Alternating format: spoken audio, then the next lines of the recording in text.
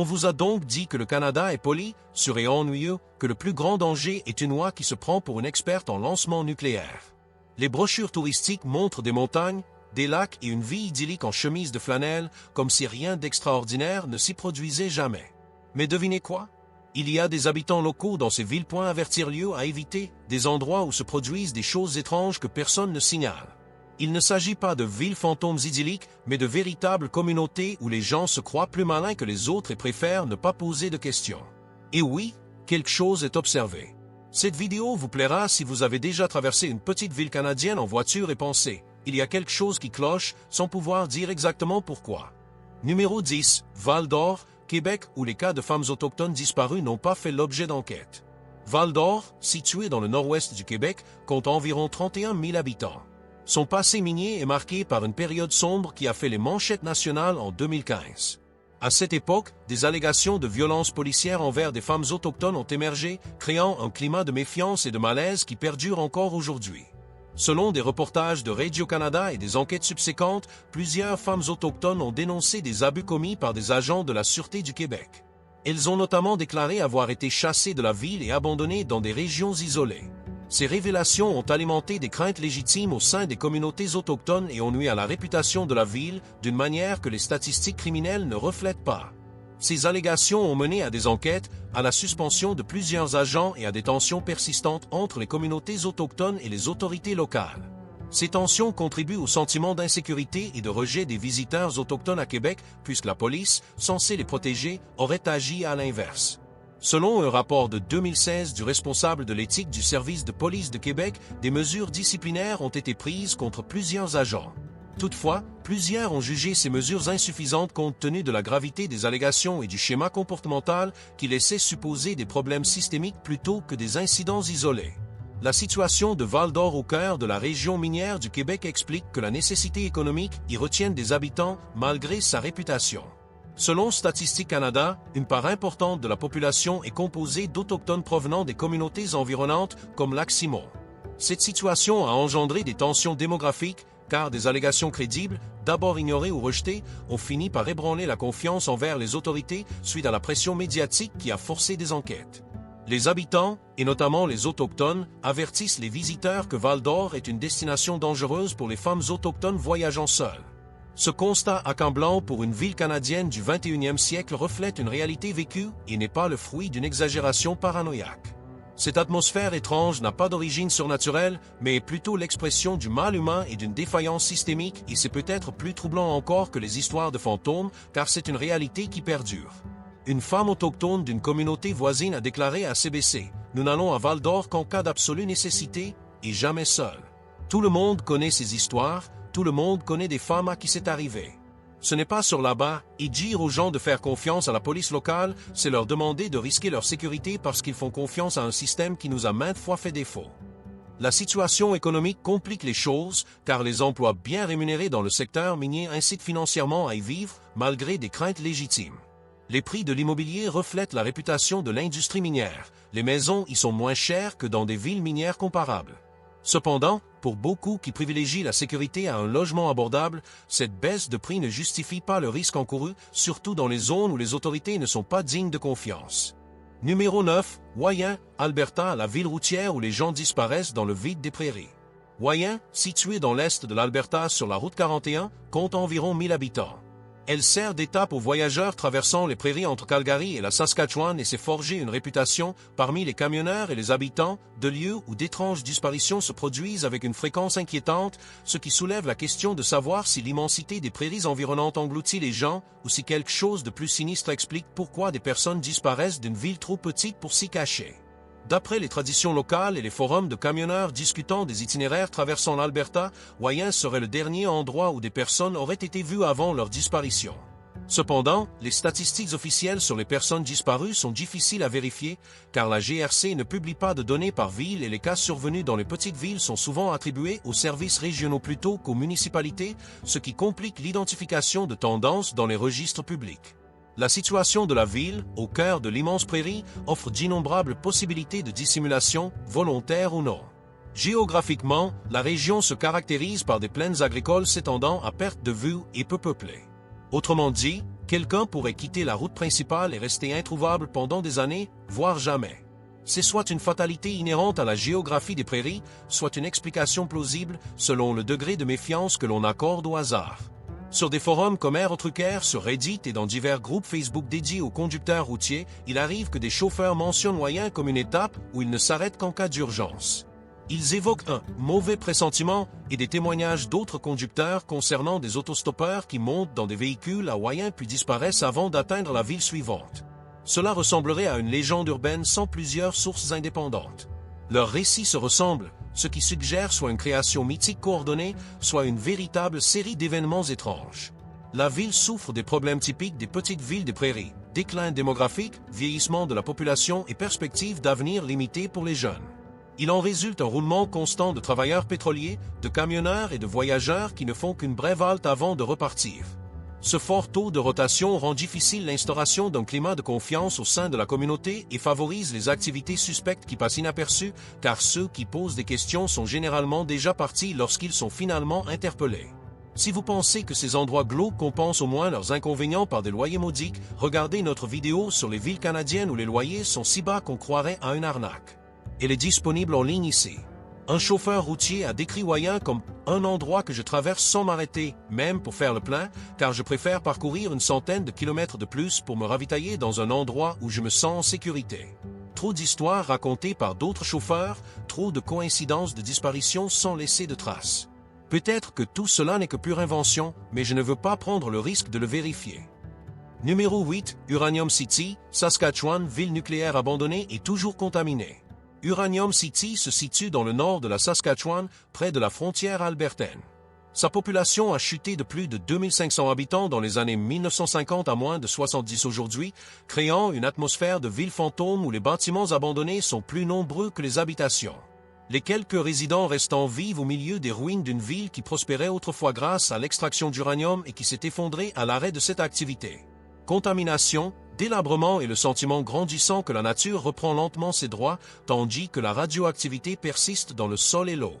D'après des rapports environnementaux du gouvernement de la Saskatchewan, de nombreux sites miniers d'uranium abandonnés dans la région d'Uranium City continuent de souffrir de problèmes de contamination, notamment des terrils radioactifs, de l'eau contaminée et des sols présentant des niveaux de radioactivité élevés. Malgré les efforts de dépollution entrepris des décennies après la fermeture des mines, ces problèmes présentent des risques pour la santé et ont engendré des dommages environnementaux qui persisteront pendant des générations, car la contamination radioactive ne disparaît pas simplement lorsqu'elle devient économiquement non rentable. La ville n'est accessible que par avion ou par une route de glace en hiver, ce qui représente un isolement extrême, même pour le nord de la Saskatchewan. D'après les données de circulation, aucune route n'est praticable à l'année, ce qui rend Uranium City véritablement isolé et complique toute possibilité de départ rapide si jamais vous vous apercevez que la vie au milieu de ruines radioactives et de 70 voisins n'est pas la retraite paisible que vous aviez imaginée en vous installant dans un endroit abordable et reculé. Les quelques habitants restants sont pour la plupart des mineurs retraités qui s'étaient installés là à l'âge d'or de la ville et qui n'ont plus les moyens de déménager ou qui ne veulent pas abandonner leur maison, qu'ils possèdent depuis des décennies, malgré les risques sanitaires liés à la pollution et l'isolement qui rend les soins médicaux difficiles. Les situations d'urgence peuvent mettre des vies en danger, car l'évacuation dépend de conditions météorologiques favorables et de la disponibilité d'aéronefs, ce qui n'est pas garanti pendant les hivers du nord de la Saskatchewan. D'après la surveillance environnementale, les niveaux de radon dans certains bâtiments dépassent les seuils autorisés, ce qui représente un risque de cancer pour les résidents qui l'ignorent, s'en désintéressent ou n'ont pas les moyens de se procurer des solutions alternatives. Le gouvernement publie régulièrement des avertissements recommandant d'éviter certains quartiers et de s'abstenir de consommer certaines substances.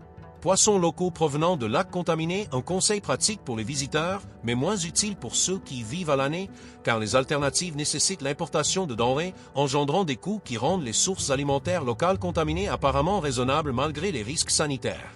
Un sentiment étrange s'installe lorsqu'on traverse une ville où la plupart des bâtiments sont abandonnés, où la décrépitude est omniprésente et où la conscience que le sol sous nos pieds contient des radiations qui survivront à tous les êtres vivants crée un malaise existentiel qui mêle horreur environnementale et tragédie économique. Car Uranium City représente ce qui arrive lorsque les villes d'extraction de ressources sont abandonnées après la maximisation des profits et que le nettoyage devient le problème de quelqu'un d'autre.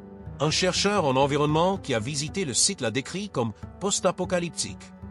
On erre au milieu des ruines de la modernité, entourés d'air pollué, et les quelques personnes qui s'y trouvent encore ont un regard vide, comme des gens qui se sont résignés à vivre dans un endroit qui les tue lentement, mais qui ne peuvent pas partir car la pauvreté et la vieillesse les retiennent prisonniers du pire endroit qui soit.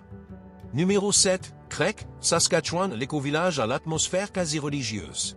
Craig est situé dans le centre-sud de la Saskatchewan, compte environ 400 habitants et se présente comme le premier éco-village du Canada. Ce qui semble positif jusqu'à ce qu'on y passe du temps et qu'on réalise que cette communauté soucieuse de l'environnement a développé une culture isolée où les étrangers sont perçus avec suspicion et où les habitants suivent des pratiques environnementales avec une ferveur qui dérive d'une durabilité admirable vers un domaine ou remettre en question. L'éco-orthodoxie de la ville est perçue comme une hérésie intolérable pour les vrais croyants. D'après les documents promotionnels de la ville, Craig applique une réglementation environnementale stricte, incluant le compostage obligatoire, le recyclage des eaux grises et des exigences en matière d'efficacité énergétique supérieures aux normes provinciales. Si cette initiative est louable d'un point de vue écologique, elle engendre des mécanismes de contrôle où les voisins surveillent mutuellement leur respect des règles et signalent les infractions au conseil municipal, une procédure qui semble dystopique, même si l'objectif est louable. Les résidents de longue date qui vivaient là avant que l'endroit ne soit transformé en éco-village expriment parfois en ligne leur malaise face à la transformation de ce lieu, passé d'une communauté typique des prairies à un endroit où les déchets sont contrôlés, la consommation d'eau surveillée, et où exprimer du scepticisme à l'égard de certaines pratiques environnementales conduit à l'exclusion sociale, rendant la vie difficile dans un endroit trop petit pour éviter les personnes offensées. Par la suggestion que peut-être tous les aspects de la vie n'ont pas besoin d'être réglementés au nom de la pureté environnementale. La ville recherche activement de nouveaux résidents grâce à des programmes d'incitation foncière, offrant des parcelles gratuites ou à prix réduit aux personnes souhaitant construire des maisons économes en énergie et respectant certaines normes environnementales. Si cette initiative attire des personnes en quête d'un mode de vie alternatif, elle engendre également un bouleversement démographique. Les résidents de longue date se sentent de plus en plus minoritaires dans leur propre ville, car les nouveaux arrivants, aux convictions environnementales plus affirmées, modifient les normes et les attentes de la communauté. D'après les avis en ligne et les discussions sur les forums, les visiteurs décrivent Craig comme un endroit peu accueillant et plein de préjugés. Les habitants posent des questions indiscrètes sur les pratiques environnementales des visiteurs et font clairement comprendre que ceux qui ne sont pas engagés dans la protection de l'environnement ne sont pas les bienvenus. Un visiteur a écrit sur TripAdvisor « J'ai fait le plein et déjeuné sur place. Je me suis senti jugé parce que je conduisais un camion et que je n'avais pas de contenant réutilisable. Tout le monde me fixait du regard, personne n'était aimable. Je suis parti rapidement et je n'y retournerai pas. L'aspect inquiétant n'est pas le danger évident, mais le sentiment oppressant d'être constamment observé et jugé, de voir les écarts par rapport aux normes communautaires remarquées et punies par les mécanismes sociaux. Et de constater que l'image que la ville se fait d'elle-même en tant que pionnière environnementale a engendré une suffisance qui se manifeste par une hostilité envers les étrangers qui ne partagent pas ses valeurs ou son engagement envers un mode de vie exigeant une vigilance constante et le respect des attentes, et qui ressemble davantage à une secte qu'à une communauté. Numéro 6. Nain, Labrador, communauté inuit isolée en proie à une tragique vague de suicides. Nain, située sur la côte nord du Labrador, est la capitale administrative du Nunatsiavut. La ville compte environ 1100 habitants, majoritairement inuits. Elle est ravagée par une vague de suicides dévastatrice, touchant particulièrement les jeunes. Cette situation a engendré un climat de deuil, de traumatisme et de désespoir qui imprègne la communauté et perturbe les visiteurs, tant la douleur est palpable. Les causes de ce fléau sont un mélange complexe de traumatismes historiques, d'isolement, de toxicomanie et de défaillance systémique, autant de problèmes pour lesquels il n'existe pas de solution simple. D'après des rapports de CBC et d'organismes de santé mentale, le taux de suicide à Nain dépasse largement la moyenne nationale. La survenue de plusieurs décès en peu de temps crée un effet d'entraînement. Un suicide en déclenche d'autres, provoquant une réaction en chaîne tragique et dévastatrice. Cette situation bouleverse des familles et des communautés déjà aux prises avec des ressources limitées en santé mentale, des difficultés économiques et un isolement géographique qui rend l'accès à l'aide difficile, même pour les personnes qui reconnaissent en avoir besoin. Cette communauté n'est accessible que par avion ou par un service de bateau-courtier saisonnier, ce qui engendre un isolement extrême et aggrave les problèmes de santé mentale, car tout départ nécessite des ressources financières et une organisation dont les personnes en situation de crise sont souvent dépourvues. Selon des psychiatres et des psychologues ayant travaillé auprès de cette communauté, la combinaison de traumatismes historiques liés au pensionnat et au déplacement forcé, de la pauvreté et du chômage persistant, des épidémies de toxicomanie et du manque de services de soutien psychologique adéquats a créé une situation catastrophique qui perdure depuis des années malgré les interventions. La douleur qui règne au sein de la communauté est palpable pour les visiteurs, qui décrivent Nain comme un lieu où la tristesse est omniprésente, où les habitants, bien qu'accueillants, portent un lourd fardeau que les étrangers perçoivent même sans en connaître tous les détails. D'après les blogs de voyage et les témoignages de visiteurs, Nain donne l'impression d'être une communauté en deuil où la joie est présente mais assombrie par la perte et où le sujet du suicide est incontournable, car chacun est personnellement touché par le décès d'un proche, d'un ami ou d'un membre de la communauté.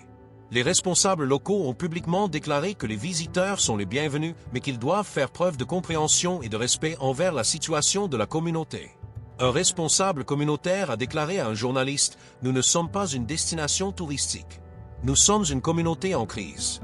Les visiteurs doivent comprendre qu'ils pénètrent dans un lieu de souffrance et ne pas considérer nos difficultés comme une source de curiosité ou un divertissement. » L'aspect troublant de la situation découle du poids du traumatisme collectif, de la conscience qu'une communauté souffre et que l'aide extérieure a été insuffisante et de la constatation inconfortable que de nombreux Canadiens ignorent la crise ou s'en désintéressent parce qu'elle se déroule dans une communauté autochtone isolée, ce qui ne génère pas une attention médiatique soutenue ni une volonté politique de s'attaquer aux causes profondes qui exigeraient d'admettre que le traitement réservé par le Canada aux peuples autochtones a créé les conditions de cette tragédie persistante. Numéro 5. Asbestos, Québec, la ville qui porte le nom d'une substance cancérigène et qui a refusé de changer de nom. Asbestos, situé dans le sud du Québec, compte environ 7000 habitants. Son nom relève soit de la pire décision marketing de l'histoire des municipalités canadiennes, soit d'une ironie morbide, compte tenu de la dépendance économique de la ville à l'égard de l'extraction d'amiante, qui s'est poursuivie pendant des décennies après que le lien évident entre ce minéral et le cancer ait été établi.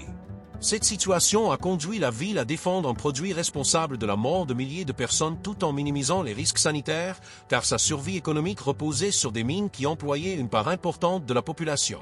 D'après les archives historiques, Asbestos doit son nom au minerai qui a fait la richesse de la ville. Pendant plus d'un siècle, malgré les preuves de plus en plus nombreuses que l'exposition à l'amiante causait le mésothélium, le cancer du poumon et d'autres maladies mortelles, la ville a refusé de changer de nom. Les mines d'amiante ont continué d'être exploitées jusque dans les années 2000, bien après que la plupart des pays industrialisés eurent interdit son utilisation, car les gouvernements du Québec et du Canada privilégiaient l'emploi et les intérêts économiques au détriment de la santé publique et du consensus international sur les dangers de l'amiante. En 2020, la ville a finalement voté pour changer son nom en Val-des-Sources. Mais les atteintes à sa réputation et l'héritage de la promotion d'un produit mortel, au mépris des risques sanitaires, ont créé un climat où d'anciens résidents et travailleurs meurent littéralement des suites d'une exposition à l'amiante datant de plusieurs décennies. Cette situation a engendré un traumatisme au sein de la communauté, où chacun connaît une personne atteinte d'une maladie liée à l'amiante et où la question n'est plus de savoir si l'on tombera malade, mais quand. Selon les données sanitaires, les taux de mésothélium et de maladies liées à l'amiante dans la région sont élevés par rapport à la moyenne provinciale, ce qui est prévisible compte tenu des décennies d'exploitation minière. Le traitement de l'amiante s'effectuait dans des conditions de sécurité insuffisantes et l'exposition était culturellement normalisée, car remettre en question la sécurité de l'industrie qui employait tout le monde équivalait à un suicide économique et social. L'étrangeté se manifeste lorsqu'on traverse une ville qui a sciemment profité d'un produit qui tuait des gens, où les habitants défendaient publiquement cette industrie tout en s'inquiétant secrètement des conséquences sanitaires, et où le désespoir économique lié à la dépendance à une seule industrie a conduit à des compromis moraux dans lesquels la valeur de la vie humaine était mise en balance avec l'emploi et jugée insuffisante car les emplois actuels étaient plus importants que les décès. Par cancer des décennies plus tard, décès qui pouvaient être niés, minimisés ou attribués à d'autres facteurs. Un ancien habitant a confié à un documentariste « En grandissant là-bas, nous savions tous que l'amiante était dangereuse. Tout le monde connaissait quelqu'un qui en était tombé malade.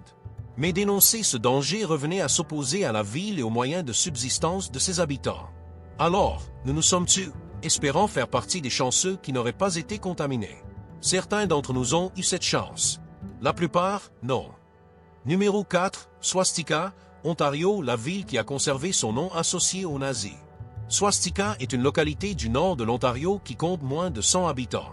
Son nom fait polémique depuis les années 1930, date à laquelle le symbole a été associé au nazisme. Malgré cela, la ville refuse de changer de nom, bien qu'il suscite un malaise évident et qu'il soit difficile d'expliquer aux étrangers qu'il existe bel et bien une ville canadienne appelée Swastika et qu'elle ne tire pas son nom des nazis, mais de l'ancien symbole récupéré par les fascistes. Si cette explication est historiquement exacte, elle n'en rend pas le nom moins troublant. D'après les archives historiques, la ville de Swastika a été nommée ainsi en 1906, des décennies avant Hitler et le parti nazi, en référence au symbole sanskrit considéré comme un porte-bonheur dans diverses cultures. Lorsque le gouvernement de l'Ontario a tenté de rebaptiser la ville Winston pendant la Seconde Guerre mondiale, les habitants ont résisté et conservé le nom d'origine, un signe d'indépendance farouche ou de pure ignorance, selon le point de vue. Le refus de la ville de changer de nom l'a transformé en un aimant pour les néo-nazis et les suprémacistes blancs qui se font photographier devant le panneau d'entrée afin de provoquer des réactions. Cette situation a engendré une situation où une petite communauté du nord de l'Ontario, sans aucun lien avec le fascisme, se retrouve malgré elle associée à des groupes haineux qui instrumentalisent son nom à des fins de propagande. On comprend le mécontentement des habitants, mais malgré des décennies d'attention négative, ils ne sont pas suffisamment motivés pour obtenir un changement. D'après les habitants, ce nom leur cause des difficultés constantes pour expliquer leurs origines, du courrier refusé ou contesté et des préjugés de la part de ceux qui l'associent immédiatement au nazisme. Un habitant a confié à un journaliste « C'est épuisant. Chaque fois que je dis d'où je viens, je dois raconter mon histoire. La plupart des gens comprennent, mais certains non, et nous en avons assez d'être associés à quelque chose qui ne nous correspond pas. Ce qui est troublant, ce n'est pas la ville elle-même, mais la dissonance cognitive que représente un lieu appelé Swastika dans le Canada moderne, la connaissance que des groupes haineux l'utilisent comme symbole et la persistance de. Le fait de conserver un nom qui cause du tort par association, alors que le changer serait extrêmement simple et éliminerait complètement le problème, suggère soit un attachement de principe à l'exactitude historique, soit un refus d'admettre une erreur qui a eu des conséquences négatives pendant des décennies. Numéro 3. Climax, Saskatchewan, la ville au nom malheureux et à l'histoire troublante. Climax se situe dans le sud de la Saskatchewan, près de la frontière américaine, et compte environ 150 habitants. Son nom est la cible de nombreuses plaisanteries chez les adolescents, mais son véritable passé tragique remonte à la Prohibition, époque où la ville servait de plaque tournante pour le trafic d'alcool et acquérait une réputation de violence, de criminalité et d'anarchie. De nombreux meurtres et disparitions s'y sont produits, dont beaucoup sont restés non élucidés, les autorités étant soit complices, soit incapables de lutter contre le crime organisé qui contrôlait la région. D'après les archives historiques, Climax, dans les années 1920, était un endroit sauvage où contrebandiers, criminels et fonctionnaires corrompus opéraient ouvertement, où la violence était une méthode courante pour régler les différends et où poser des questions sur les affaires de certaines personnes représentait un risque pour la santé, car les témoins de crimes avaient tendance à disparaître ou à être victimes d'accidents malheureux, empêchant ainsi toute enquête ultérieure. Bien que la prohibition ait pris fin il y a près d'un siècle, les habitants de longue date et les historiens constatent qu'une culture du silence persiste autour de certains sujets. Par exemple, les familles locales descendant de contrebandiers et de criminels ayant amassé des fortunes durant cette époque n'apprécient guère que des étrangers les interrogent sur l'histoire à laquelle leurs ancêtres ont participé et dont ils ont tiré profit. La proximité de la ville avec la frontière américaine fait qu'elle continue de servir de voie de contrebande, même si aujourd'hui il s'agit de drogue et de marchandises illicites plutôt que d'alcool, ce qui engendre des problèmes constants pour les forces de l'ordre et des interventions ponctuelles qui rappellent aux habitants et aux visiteurs que les villes frontalières facilitent les activités illégales grâce à leur situation géographique et à la culture qui consiste à fermer les yeux sur ce qui paraît suspect.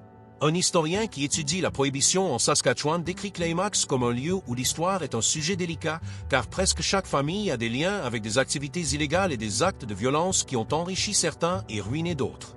Ce silence complice fait que les archives sont incomplètes, que des histoires sont étouffées et que la vérité sur ce qui s'est passé ne sera jamais révélée, car ceux qui la connaissent refusent de parler.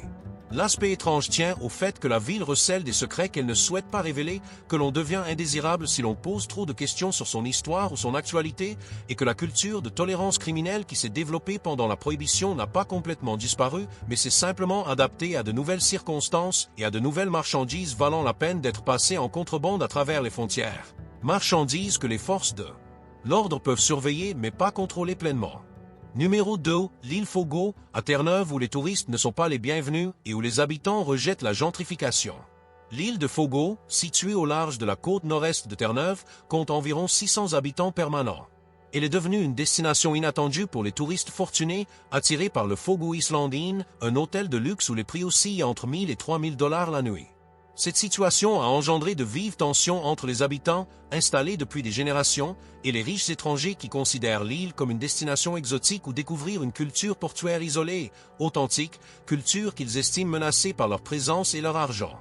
Selon divers médias, Les habitants expriment leur frustration face à la hausse des prix de l'immobilier qui les empêche de se loger sur leur propre île, face au fait que les touristes considèrent leur communauté davantage comme un musée ou un parc d'attractions que comme un véritable lieu de vie, et face au fait que les bénéfices du développement touristique profitent principalement à une poignée de privilégiés, tandis que la vie devient difficile pour les résidents de la classe ouvrière qui ne peuvent pas faire face aux prix exorbitants du seul supermarché ni à l'augmentation des taxes foncières basées sur des évaluations réalisées par de riches acheteurs qui considèrent l'île comme un investissement immobilier. L'existence de l'auberge a engendré un système à deux vitesses. Les touristes fortunés profitent d'hébergements luxueux, tandis que les pêcheurs locaux peinent à faire face à la hausse des prix et que les jeunes habitants quittent la région, faute de pouvoir se loger dans le village où leurs familles vivent depuis des siècles. D'après des entretiens avec les résidents, un réel ressentiment s'installe envers les touristes qui recherchent une expérience authentique alors que leur présence perturbe de plus en plus la vie communautaire traditionnelle. Les visiteurs font état d'un accueil froid et désagréable, ainsi que d'un sentiment de rejet malgré leurs dépenses dans l'économie locale. Un touriste a écrit en ligne: « Le paysage est magnifique, mais on nous a clairement fait comprendre que nous n'étions pas les bienvenus. On nous a ignorés dans les magasins, on nous a lancé des regards hostiles et on a eu l'impression d'être des intrus. Nous sommes partis plus tôt que prévu et nous ne reviendrons pas. » Les habitants expliquent cette hostilité comme une réaction justifiée à la gentrification déguisée en tourisme culturel. Des personnes extérieures profitent de la commercialisation de leur communauté, tandis que les habitants subissent les conséquences de l'augmentation du coût de la vie et de la perte d'authenticité culturelle à mesure que le village de pêcheurs se transforme en destination touristique où les locaux ne sont plus que des figurants dans les vacances des riches. L'aspect troublant n'est pas surnaturel, mais plutôt une tension sociale si dense qu'elle est palpable. La conscience que sa présence en tant que touriste est activement désapprouvée et la prise de conscience inconfortable que le tourisme, présenté comme un soutien aux communautés authentiques, détruit souvent précisément ce qui faisait l'authenticité de ces communautés en déplaçant les populations locales par des prix élevés et en remplaçant la culture du travail par un spectacle pour étrangers fortunés. Numéro 1. Shawnivan, Saskatchewan, la ville des prairies qui compte trop de femmes disparues.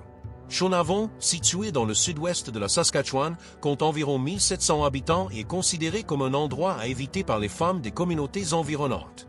Cette situation est due à une série de disparitions et de meurtres de femmes dont les habitants parlent à voix basse mais que les autorités minimisent.